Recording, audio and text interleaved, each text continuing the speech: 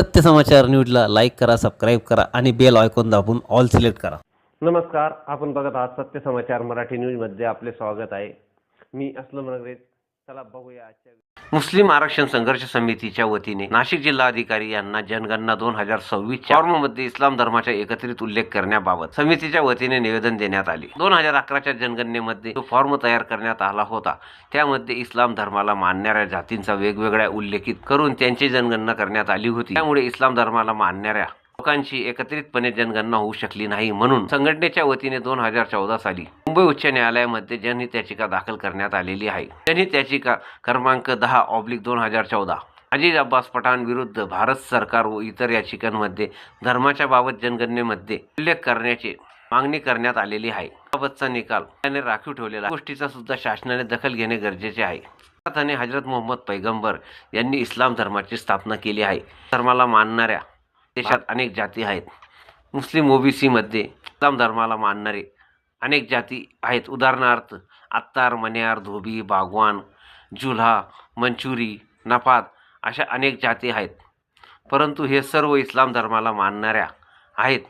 तरी धर्माचा कॉलम असावा, त्याच्या वेगवेगळ्या जातींचा उल्लेख त्यामध्ये असावा अशी त्याची प्रमुख मागणी आहे. आरक्षण संघर्ष समितीचे प्रदेशाध्यक्ष अजीज पठाण यांनी अधिक माहिती दिली. आरक्षण संघर्ष समितीचे प्रदेशाध्यक्ष अजीज पठाण यांच्या नेतृत्वाखाली माजिद पठाण, सलीम खान, वीर, अकील खान, अमजद शेख, शाह यांच्यासह विविध मान्यवर उपस्थित होते. सत्य समाचार मराठी न्यूजसाठी प्रतिनिधी इम्रान अत्तार, नाशिक.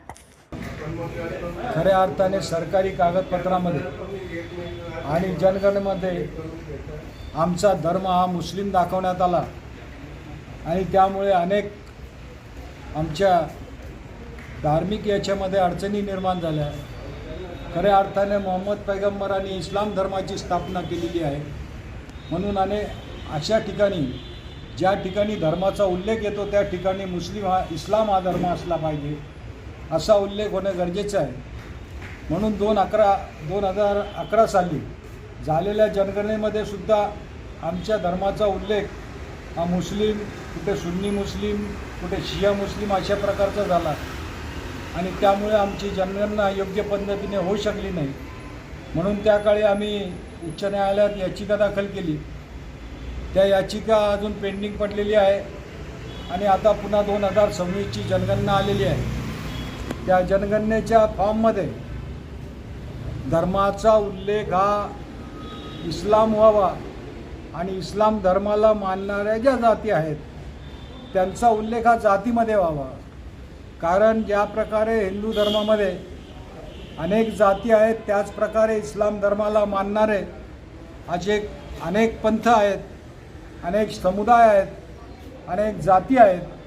तरी त्यांचा उल्लेखही स्पष्टपणे धर्म इस्लाम आणि त्यांच्या वेगवेगळ्या जाती अशा प्रकारे व्हावा अशी मागणी आम्ही आज माननीय जिल्हाधिकाऱ्यांमार्फत केलेली आहे आणि त्या मागणीचा विचार व्हावा व उच्च न्यायालयाच्या जी केस आहे त्या केसच्या बाबतीत सुद्धा विचार व्हावा अशा प्रकारचं एकूण मागणी आम्ही केलेली आहे. उच्च न्यायालयाचा जो अंतरिम आदेश आहे त्या आदेशाची प्रतसुद्धा आम्ही जिल्हाधिकाऱ्यांनी दिलेली आहे आणि त्या काळी ते संपलेलं होतं, जनगणना संपलेली होती म्हणून त्या काळी निकाल दिला नाही उच्च न्यायालयाने आणि आता पुन्हा जनगणना सुरू झालेली आहे. तरी त्यामध्ये ती दुरुस्ती करावी अशा प्रकारची प्रमुख मागणी मुस्लिम आरक्षण संघर्ष समितीच्या वतीने आज आम्ही करत आहोत.